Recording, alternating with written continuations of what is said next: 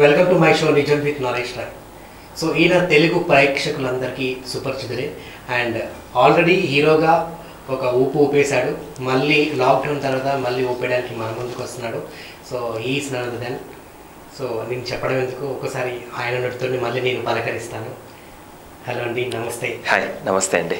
Yeah, already మా తెలుగు ప్రేక్షకులందరికీ మీరు ఆల్రెడీ బుల్లితెర ద్వారా మంచి సుపరిచితులయ్యారు. ఆల్రెడీ హీరోగా మీరు చాలా ఆల్రెడీ 6 to 7 మూవీస్ చేశారు. అవును. సో ఆఫ్టర్ మళ్ళీ లాక్డౌన్ తర్వాత సో మళ్ళీ ఎంటర్టైన్ చేయడానికి మళ్ళీ వస్తున్నారు.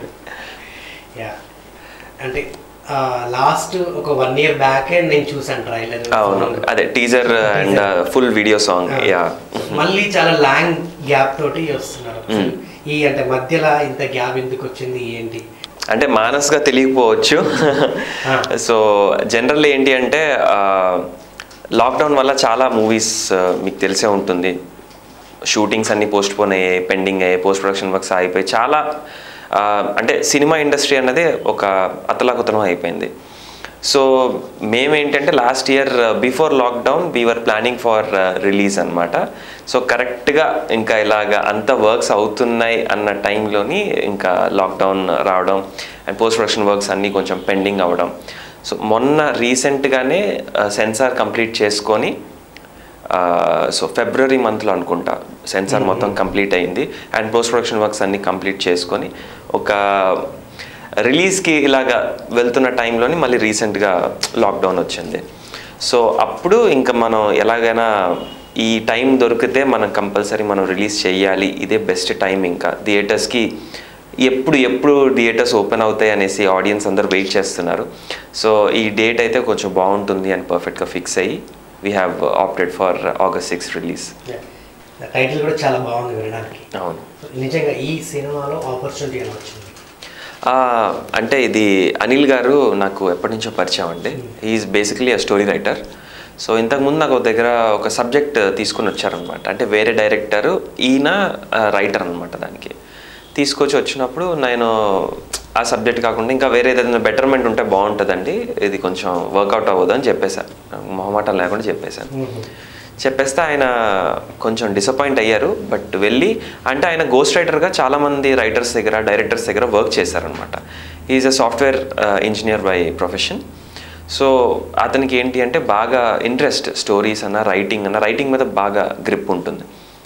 సో అన్ఎక్స్పెక్టెడ్గా ఆయన నాకు ఒకసారి ఫోన్ చేసి, సార్ నా దగ్గర ఒక సబ్జెక్ట్ ఉంది, నేను చెప్తాను, మీరు ఒకసారి వినండి అని అన్నారు. ష్యూర్ అండి, వై నాట్ అని చెప్పేసి ఇలాగే ఒక కాఫీ షాప్లో కలిసి జస్ట్ 1 hour డిస్కస్ చేసాం. సబ్జెక్ట్ అయితే చాలా ఎక్స్ట్రాడినరీగా ఉందండి, వండర్ఫుల్ సబ్జెక్ట్, బట్ మీరు అనుకున్న బడ్జెట్లో అవ్వదండి అని చెప్పాను. అదేంటండి, అది వర్కౌట్ అవుతుంది కదా అంటే, లేదండి మీరు అనుకుంటున్నారు, బట్ ఈ సబ్జెక్ట్ యొక్క స్పాన్ కొంచెం పెద్దది, డీల్ చేయడం కూడా కష్టం. మీరు అనుకున్న సబ్జెక్ట్ అనుకున్న విధంగా రావాలి అంటే definitely a lot of effort is needed. And I you sure that debutant కదా, ఎవరికైనా సరే ఒక చిన్న ఇది ఉంటుంది కాన్ఫిడెన్స్ అన్నది. అంటే సార్ లేదండి నేను చేయగలను, నాకు కాన్ఫిడెన్స్ ఉంది అని.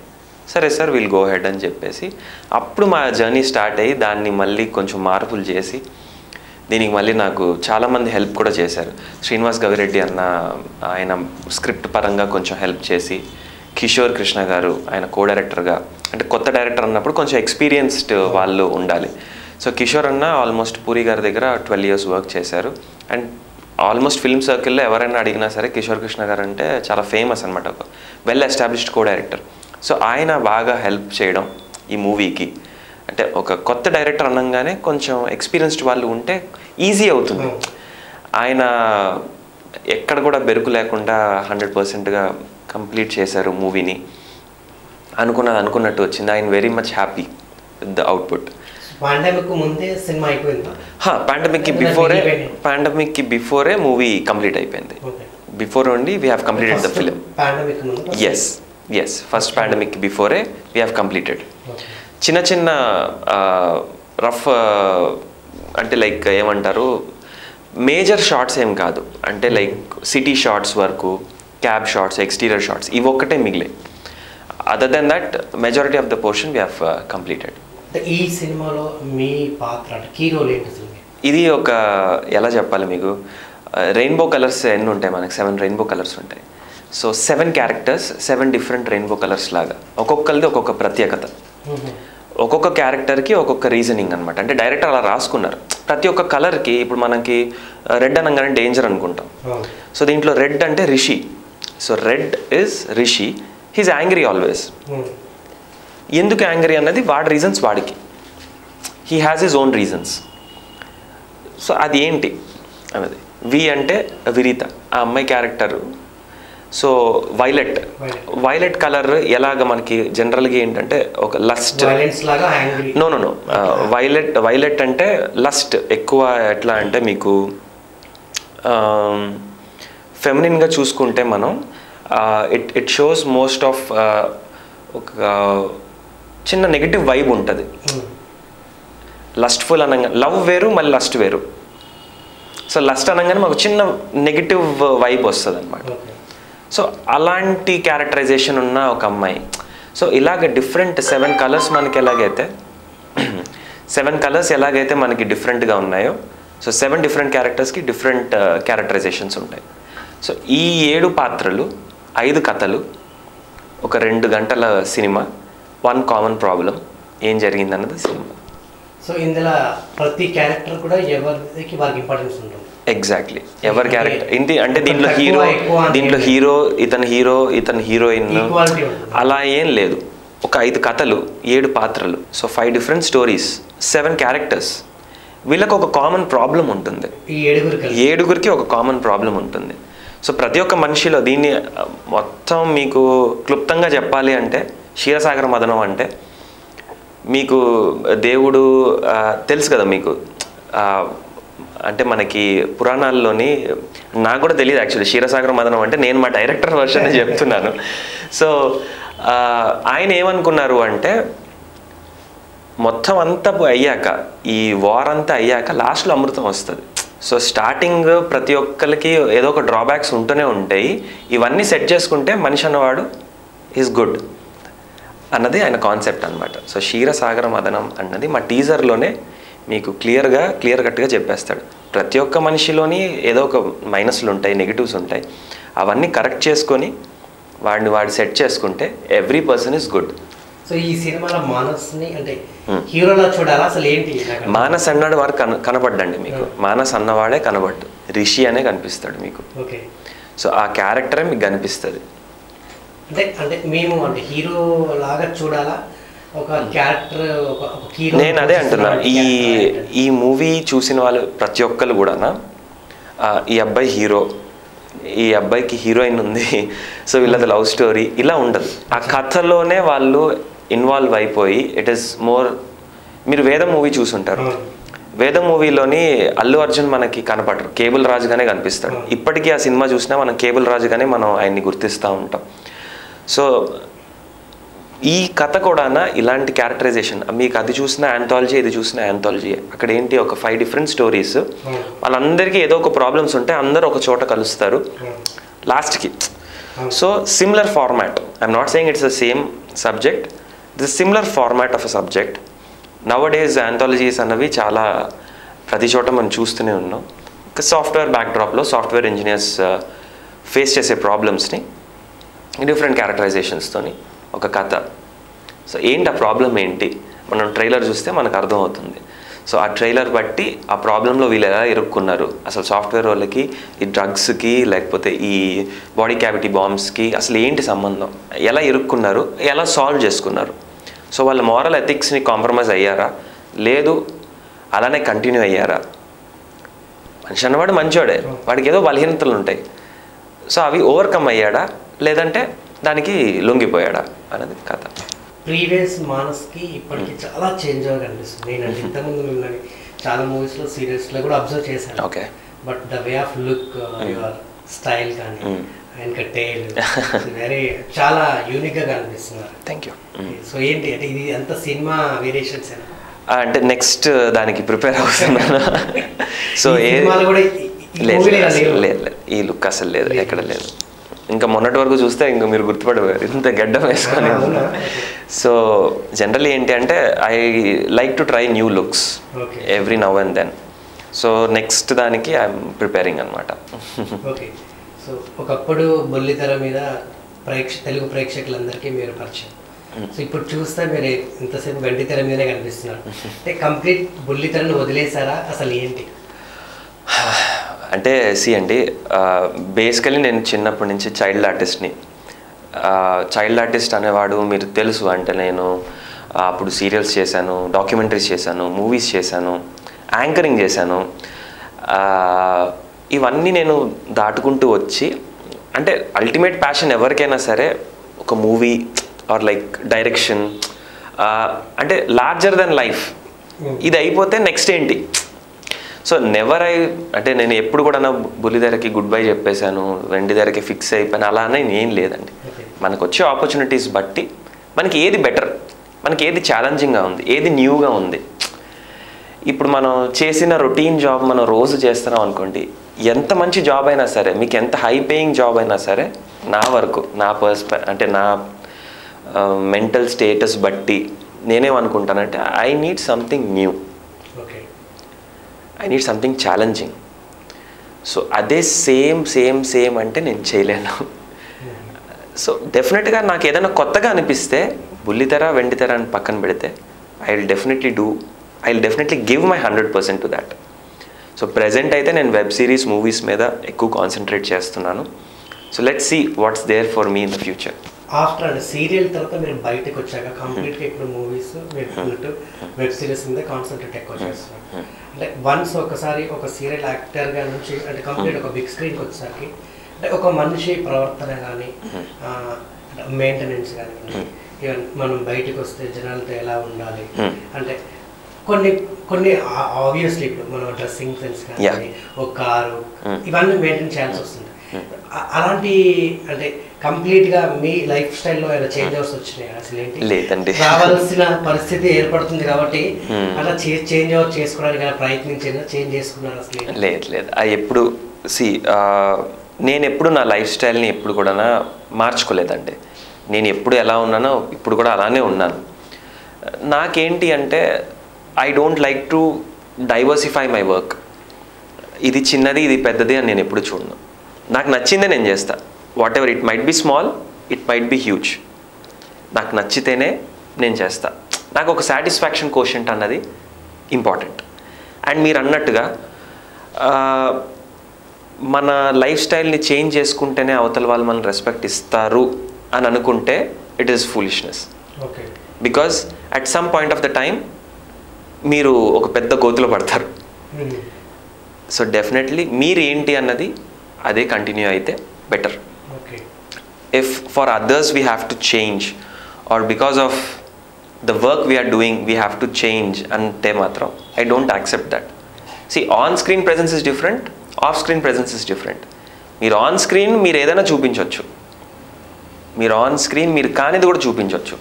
But off screen what you are you have to be that, you have to continue like that because that is what you are. On screen మీరు కేజీఎఫ్ హీరో కూడా అవ్వచ్చు. You can take his role, why not? It is a possibility. It is possible కాదు అంటే మీరు screen మీద రావద్దు. Because what you are not, that you are on screen. This is what I believe. So off screen అన్నది మీరు car maintain చేశారా, bike మీద వెళ్ళారా, సైకిల్ మీద వెళ్ళారా? మీరు సైకిల్ మీద వెళ్ళారనుకోండి, విజయ్ గారు లాగా స్టేటస్ పెడతారు when you reach that stature. మొన్న విజయ్ గారు సైకిల్ మీద ఓటేయడానికి వెళ్ళారండి. ఆయనకి ఏం అవసరం చెప్పండి?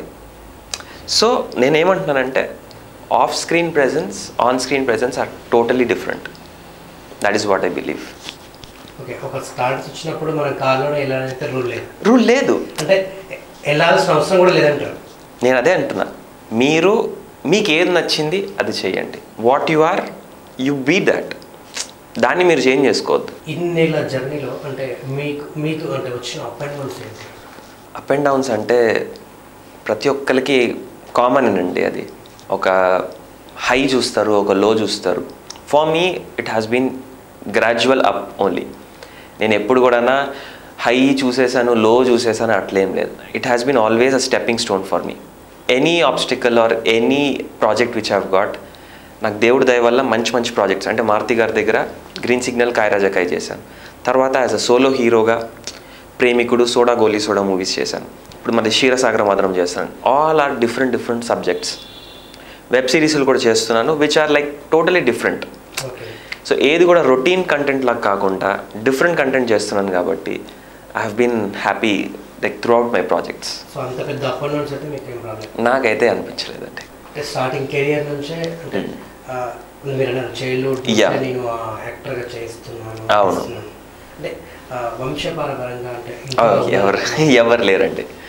Nobody is in film industry. నా ఇంట్రెస్ట్తోనే అందరూ నన్ను ఎంకరేజ్ చేయడం, అంటే parents by god's grace they have been very much helpful to me. And అమ్మ సెన్సార్ బోర్డ్ మెంబర్గా చేశారు, ఒక 2.5 years చేశారు. అంటే నా ఇంట్రెస్ట్తోనే ఆవిడ దీంట్లోకి వచ్చి అప్లై చేయడం అండ్ సెన్సార్ బోర్డ్ పోస్ట్ రావడం. అండ్ అంటే స్కూల్స్ అవన్నీ ఉన్నాయి మమ్మీకి, సో స్కూల్స్ ఎక్కువ చూసుకునేవారు.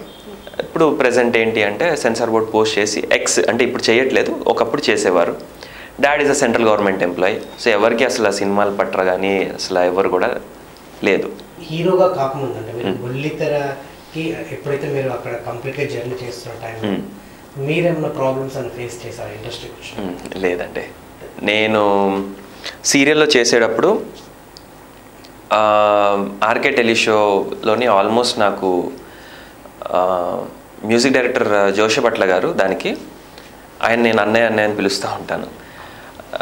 దానికి మేనేజర్ భాస్కర్ గారు ఆల్మోస్ట్ 2 months అండి. మీరు literally 2 months they have followed me up.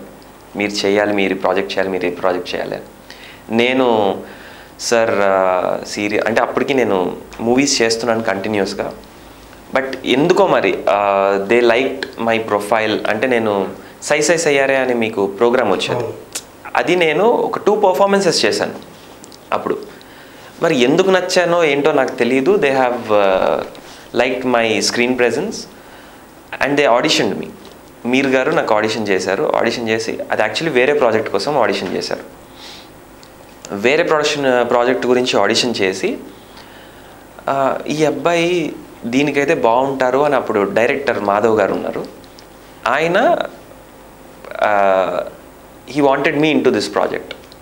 So అన్ఎక్స్పెక్టెడ్గా నేను కోయిలమ్మలో ఎంటర్ అవ్వడం జరిగింది. కానీ ఏది కూడా ప్లాన్డ్గా ఇది అసలు మేము ఫోటోషూట్ చేసింది వేరే ప్రాజెక్ట్ కోసం, నేను చేసింది వేరే ప్రాజెక్ట్, అండ్ హిట్ అయింది కూడా నేను చేసిన ప్రాజెక్ట్ కోయిలమ్మ ప్రాజెక్ట్.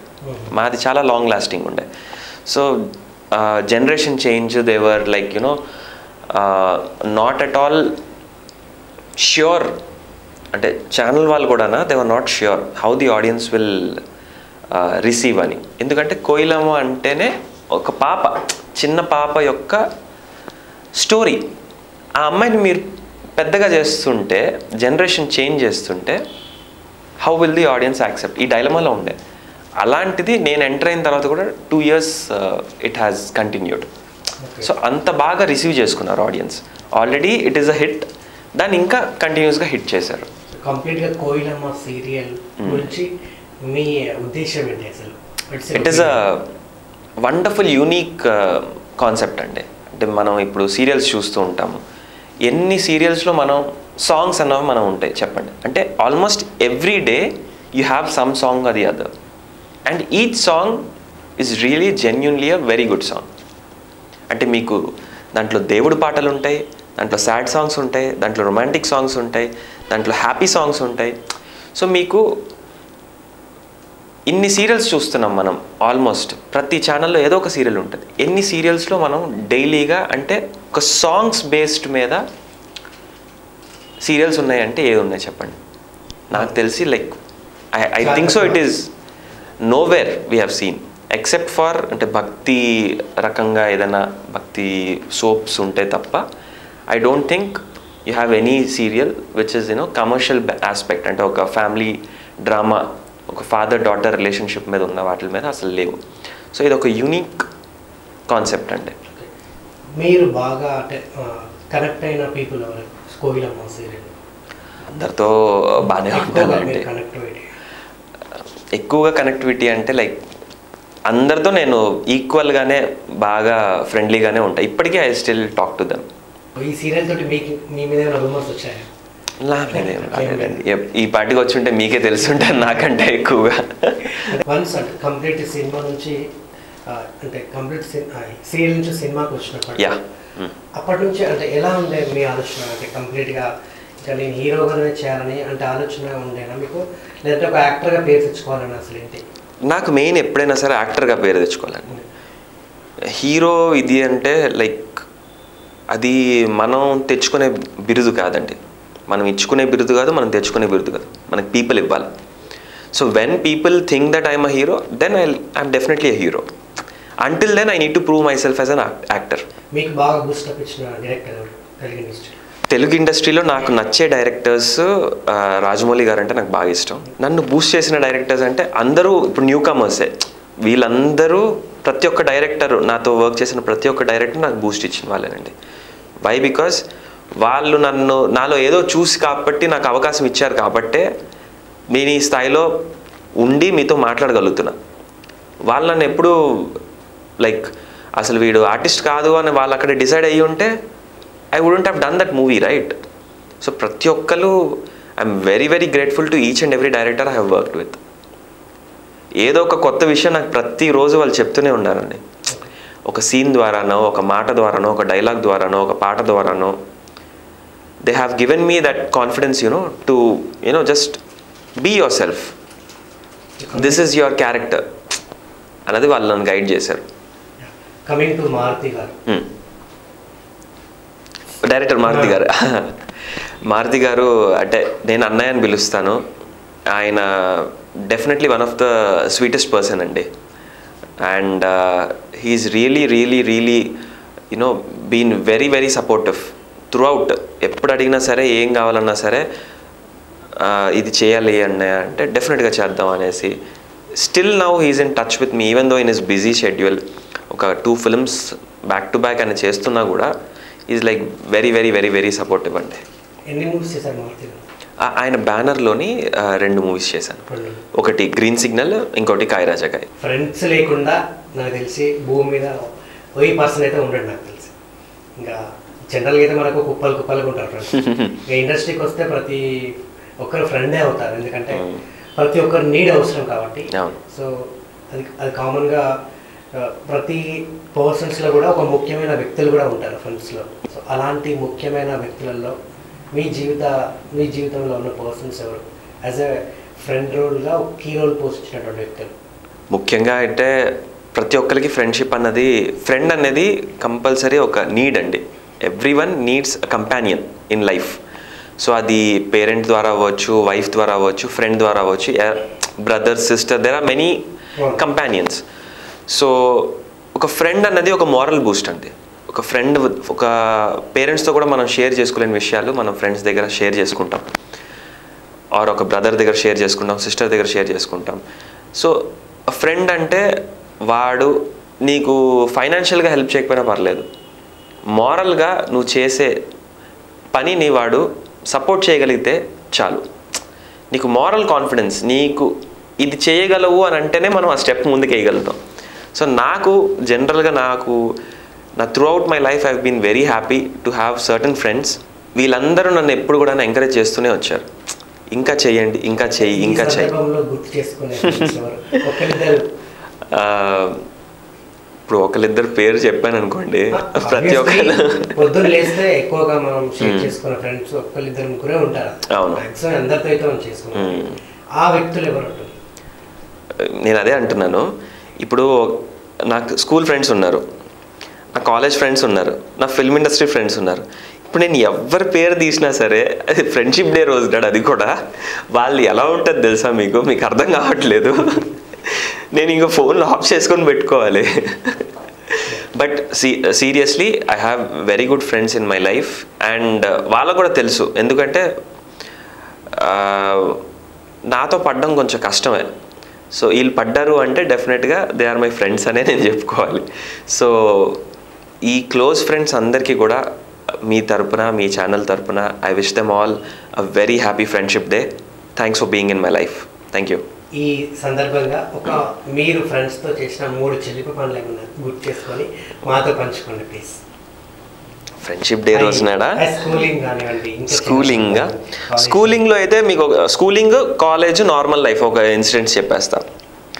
స్కూలింగ్ అంటే మేము ప్రోగ్రెస్ కార్డ్ మీద చేంజ్ చేసేసి ఒకరికొకరు ఫోన్లు చేసుకొని, మీ ఇంటికి మా మమ్మీ ఫోన్ చేసిందంటే నువ్వు ఇలా చెప్పు, మీ ఇంట్లో నుంచి ఫోన్ వచ్చిందంటే నేను చెప్తా. సో ఇలాగా చేసి దొరికిపోయిన రోజులు కూడా ఉన్నాయి, దొరికిపోయి అడ్డంగా తన్నులు తిన్న రోజులు కూడా ఉన్నాయి. ప్రోగ్రెస్ కార్డ్ మీద సైన్లు, మార్క్స్ చేంజ్ చేసేయడాలు, తర్వాత ఇప్పుడు మామూలుగా 63 వచ్చింది అనుకోండి, దాన్ని 68 చేయడాలు, ఇలాంటివి పనులన్నీ చేసేవాళ్ళం. ఎప్పుడు ఇది 5th 6th క్లాస్లోనే, 5th 6th క్లాస్లోనే చేసేవాళ్ళం. మళ్ళీ అందరికి ఫోన్లు చేసి చెప్పడాలు, ఇలా చెప్పు అని చెప్పడాలు, వాళ్ళు దొరికిపోవడాలు, మా ఇంట్లో వాళ్ళు వెళ్ళి ఏంటి మీ ఓడే అంటే మీ ఓడే ఇలాగా అని చెప్పి గొడవలు పెట్టుకోవడాలు, ఇలాంటివి చాలా జరిగాయి. But that is nice memory. తర్వాత ఇప్పుడు నవ్వుకుంటాం వాటిలో అన్నీ తలుచుకొని. అండ్ అదొకటి బాగా గుర్తు నాకు. అండ్ కాలేజ్లో అంటే మా కాలేజ్ చాలా స్ట్రిక్ట్ కాలేజ్ అండి. నాకేమో సినిమా చూడాలనిపించేది. ఓపెన్ గేట్ సిస్టమ్ కాదు, క్లోజ్డ్ గేట్. మీకు ఐడియా ఉంటుంటుంది కదా. సో క్లోజ్డ్ గేట్, ఒకసారి లోపలికి వెళ్ళామంటే బయటికి రాలేం. ఏం చేయాలి? గోడ దూకి వెళ్ళాలి. కాకపోతే మా కాలేజ్ ఎంత లోపలికి ఉండేది అంటే బాచుపల్లి అనమాట. మేము గోడ దుంకి వెళ్ళామంటే మొత్తం కొండలే. కొండ ఎక్కి దిగి ఆల్మోస్ట్ ఒక 1 కిలోమీటర్ వెళ్తే అక్కడ మనకి మెయిన్ రోడ్ వస్తుంది. ఆ మెయిన్ రోడ్ నుంచి మళ్ళీ 7 సీటర్ ఆటో పట్టుకొని వెళ్ళేవాళ్ళం. అప్పుడు టాకీ టౌన్ ఉండేది థియేటర్, అక్కడికి వెళ్ళేవాళ్ళం. ఇది చెయ్యాలి అంటే ఆల్రెడీ మాకు సీనియర్స్ చెప్పారనమాట, దొరికిపోయారు చాలామంది, మీరు వెళ్ళారంటే మీరు బుక్ అవుతారు, చూసుకోండి, సస్పెన్షన్ అది ఇది. మరి ఇలాంటి పనులు చేయాలంటే ఫ్రెండ్స్ కావాలి కదండి, ఒక్కడైతే చేయలేరు కదా. ఇది కూడా చేసాం. బ్యాచ్ మొత్తం అంతా ఆల్మోస్ట్ నాకు తెలిసి అప్పట్లో వెనకాల సెక్యూరిటీ వాడు అరిచాడు అనుకుంటా కూడా, నాకు తెలిసి. మేము వెనక్కి తిరిగి చూడలే ఎవరు కూడా, పరుగు. ఇదంతా ఇంజనీరింగ్లో. అప్పుడు వాళ్ళందరూ బాగా, అంటే అందరూ ఫిల్మ్ లవర్సే. మళ్ళీ వీ కాంట్ ఫోర్స్ ఎనీవన్ అండి, ఇష్టమైతేనే ఎవరైనా చేయగలుగుతారు. సో వీళ్ళందరూ ఫ్రెండ్స్ కాబట్టి వాళ్ళకి ఇంట్రెస్ట్ ఉంది కాబట్టి అప్పుడు చేశారు. సో అలా చేసేవాళ్ళం అండి. అది ఇంజనీరింగ్లో దొరకలేదు. దొరుకుంటే మాత్రం వేరేలా ఉండేది, ఇంజనీరింగ్ అయ్యేది కాదు. ఈ 2 బాగా గుర్తున్నాయి. ఇంకా బయట అంటే బయట కామనేనండి, ఏముంటుంది బయట. ఇంకా చిలిపి పనులు అంటే ఇండస్ట్రీకి వచ్చాక అంతేం లేదండి. ఇండస్ట్రీకి వచ్చాక ఎలా అయిపోద్ది అంటే వర్క్ మైండెడ్ ఎక్కువ ఉంటుంది. అప్పుడు అంటే కొంచెం ఫ్రీడమ్ ఎక్కువ, ఇది ఎక్కువ ఉంటుంది. ఇప్పుడు ఏంటి అంటే ఈ వర్క్ చేసామా, నెక్స్ట్ అదా, నెక్స్ట్ ఏంటి, నెక్స్ట్ ప్రాజెక్ట్ ఏంటి, అది స్క్రిప్ట్ ఎలా వస్తుంది, ఆ ఫోకస్ అని కాదు. క్లోజ్ సర్కిల్లో ఉన్నాం అనుకోండి, అది వేరే విషయం. మన బెస్ట్ ఫ్రెండ్స్ దగ్గర ఉన్నప్పుడు వాళ్ళు చెప్పేది ఏంటి, ఫోకస్ చేసేది ఏంటి. ఫ్రెండ్ దగ్గర ఉన్నప్పుడు ఫ్రెండే కదా. సో వాళ్ళ దగ్గర ఫోకస్ అంటూ అలాంటిది ఏమి, అంటే మమ్మల్ని చేశారు, మేమేమని చేయలే. అంటే మేము కాలేజ్కి వెళ్తే కదా ఫస్ట్, మేము వెళ్ళే వాళ్ళం కాదు కాలేజ్కి. ఎప్పుడు చూసినా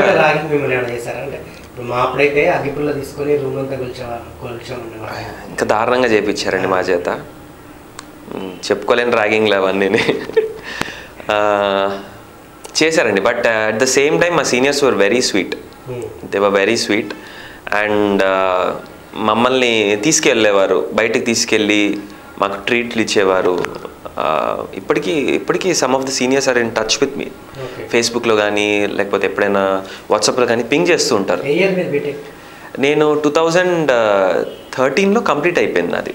2013 నేను పాస్ అవుట్. ఒక 40 డేస్ అండి. 40 డేస్ కాల్ షీట్స్ నాకు తెలిసి 45 కాల్ షీట్స్ పడి ఉంటాయి.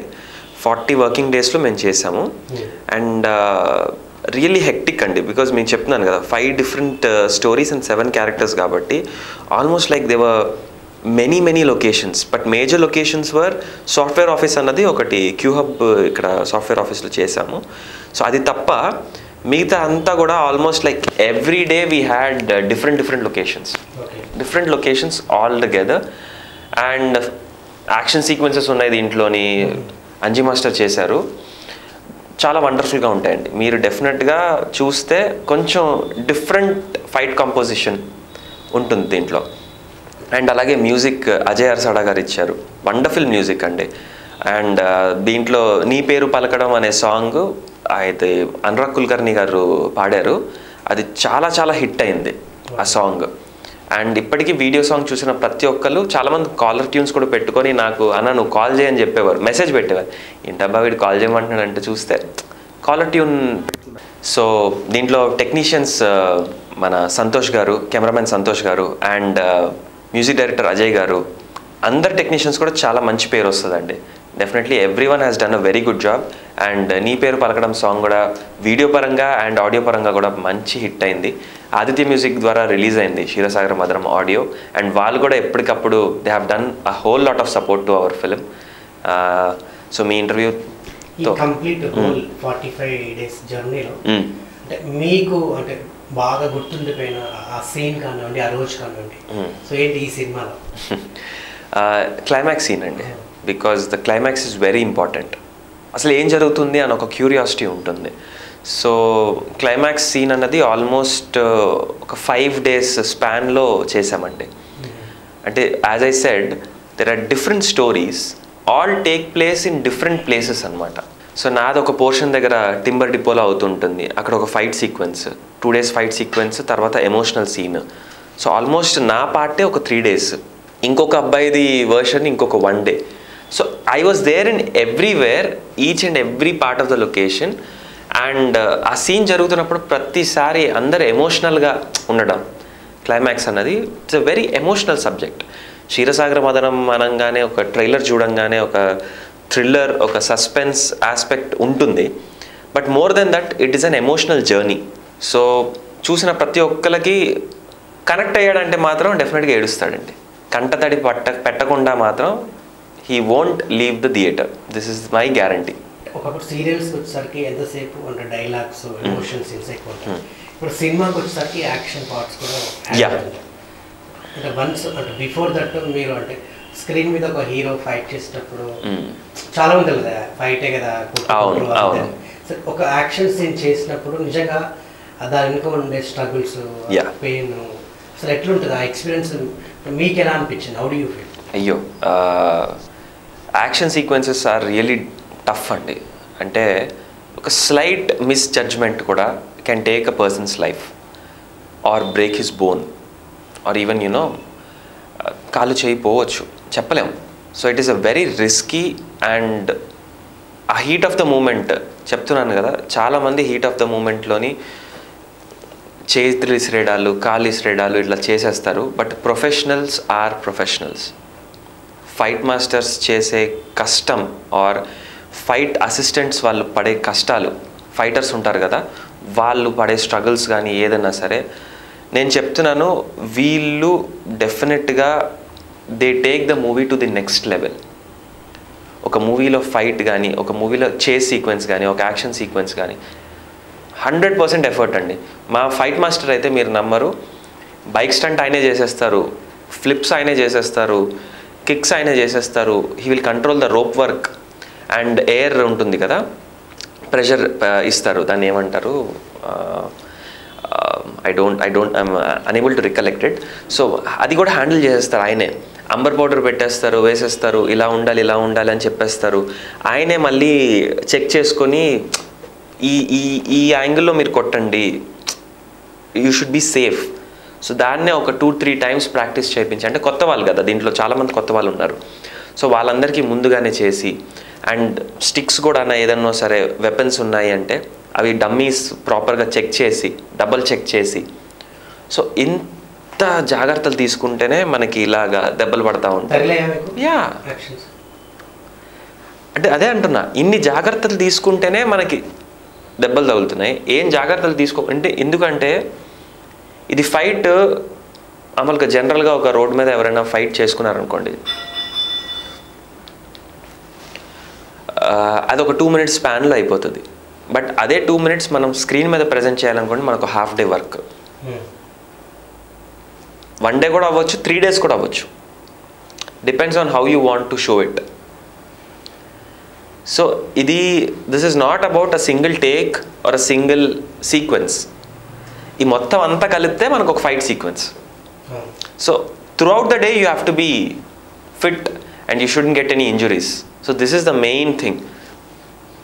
చాలా జాగ్రత్తగా ఉంటారండి fight masters. And action sequences are really risky.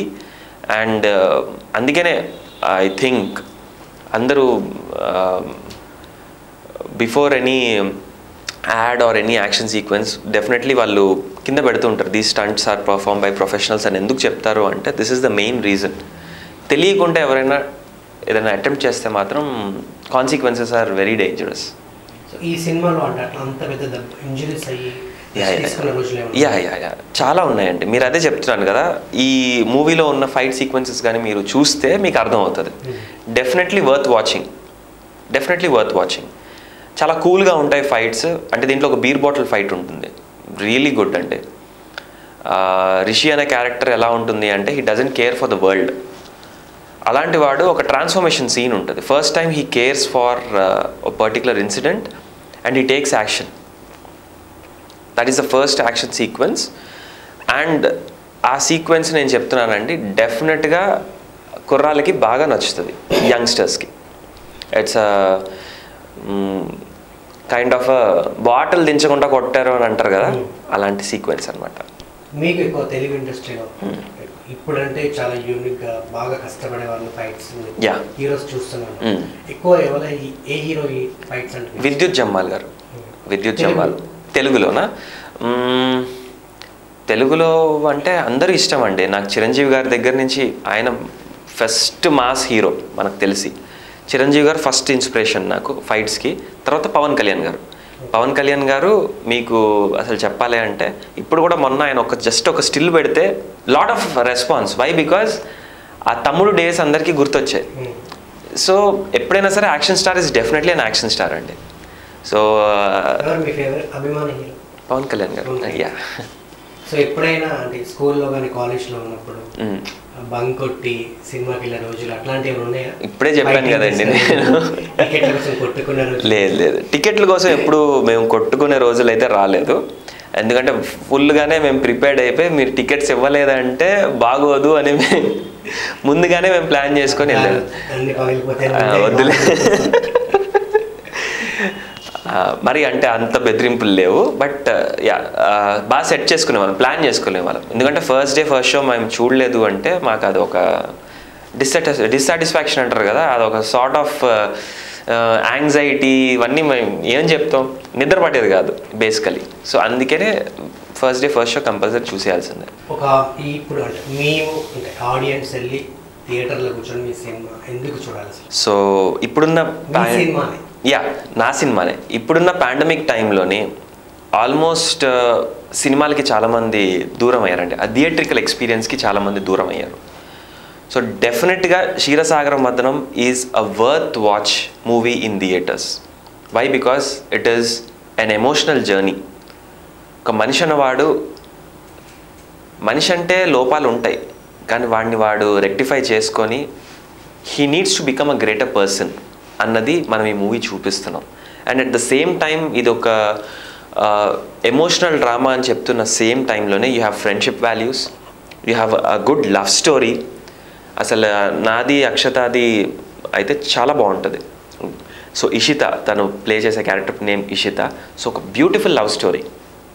So love story అంటే లవ్ అంటే ఒక ఇన్ఫాక్చుయేషనే కాదు, లస్టే కాదు, లవ్ అంటే పేషెన్స్ కూడా అనేది ఈ మూవీలో మనం చూస్తాం. సో ఒక చైల్డ్హుడ్ మెమరీస్, ఒక ఫ్రెండ్షిప్ బాండింగ్, ఒక సాఫ్ట్వేర్ కల్చర్ ఎలా ఉంటుంది, ఎలా ఉంటారు, back stabbing, how people behave, how people betray. So ఇవన్నీ ఎమోషన్స్ అన్నీ కలగలిపి ఉన్న సినిమా క్షీరసాగర మథనం. సో డెఫినెట్గా ఆడియన్స్ అన్నవాడు లోపలికి వెళ్ళిన వాడు he'll definitely enjoy each and every moment in this film and come out. మీ జీవితంలో మీరు బాగా ఎమోషనల్ అయిన డే ఏంటది? ఇప్పుడు దాకైతే బాగా ఎమోషనల్ అయిన డే ప్రజెంట్ అయితే ఏమీ లేదు. నేను బాధపడిన రోజు అంటే బాగా బాధపడిన రోజు అంటే మా అమ్మమ్మ చనిపోయిన అప్పుడు బాగా బాధపడ్డా. Because I was very near to her. నన్ను చిన్నప్పుడు వాళ్ళే బాగా చూసుకున్నారు. సో తను చనిపోయినప్పుడు చాలా బాధపడ్డా. రిగ్రెట్గా ఫీల్ అయిన డే అన్నమాట చాలా ఉన్నాయి అలాంటివి.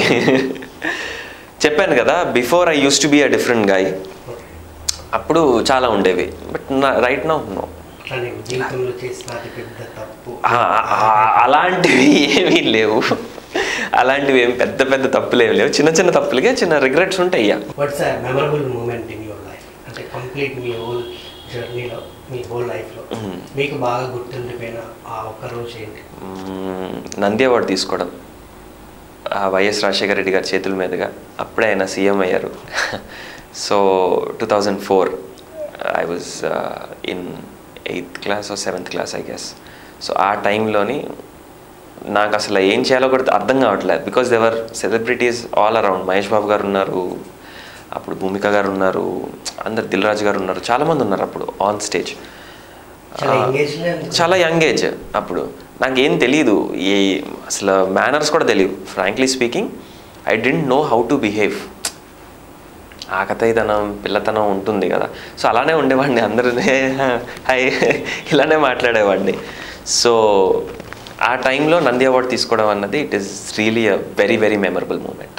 6వ తారీఖున, సో August 6th క్షీరసాగర మధురం రిలీజ్ కాబోతుంది. తప్పకుండా ఒక యూనిక్ సినిమాతోటి మానస్ మన ముందుకు వస్తున్నాడు. ఒక కీ రోల్, నిజంగా 7 పాత్రలు 7 కథల్లాగా ఉంటాయట. సో చాలా కొత్తగా తీశారు సినిమా. సో జనాలు కూడా అంటే ఈ పాండమిక్ టైము ఎలా చూడాలి ఏంటి అనేది కూడా ఒక భయం కూడా ఉంది థియేటర్స్లో.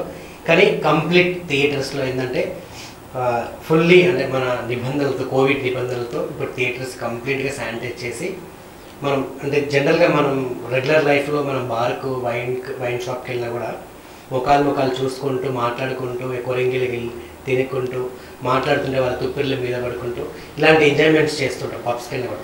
కానీ థియేటర్స్కి వెళ్తే మాత్రం మనం కంప్లీట్ మన కాన్సన్ట్రేషన్ ఎంతసేపు స్క్రీన్ మీద ఉంటుంది. మనం మాస్క్ ధరిస్తాము, పక్కన వాళ్ళతో ఎక్కువ మాట్లాడము. సో చాలా సేఫ్గా మనం ఇక్కడే ఉంటున్నాం. అంటే థియేటర్కి వెళ్తే కోవిడ్ వస్తుంది ఏంటని భయపడుతుంటారు జనాలు. కానీ మనం థియేటర్కి వెళ్తేనే చాలా సేఫ్గా చూసి బయటకు వస్తున్నది చాలామందికి తెలియదు. సో ఎంటర్టైన్మెంట్కి దూరమే చాలా రోజులు అయింది మనం. సో సినిమాలు కూడా చాలా మిగిలిపోయాయి. సో మానస్ లాంటి అంటే చేసిన ఆఫ్టర్ 1 year తర్వాత ఈ సినిమా కూడా రిలీజ్ చేస్తున్నారు. చాలా యూనిట్తో మంచిగా యూనిట్ కూడా చాలా బాగా దీనికి ఈ సినిమా కోసం కష్టపడ్డారు. సో 6th రోజున వస్తుంది. తప్పకుండా అందరూ థియేటర్స్కి వెళ్ళి చూసి విజయవంతం చేయడానికి మనస్ఫూర్తిగా కోరుకుంటున్నాను. Wish you good luck and all the best. Thank you. ఈ సినిమా కూడా మంచి విజయం సాధించాలని మనస్ఫూర్తిగా కోరుకుంటున్నాను. Thank you.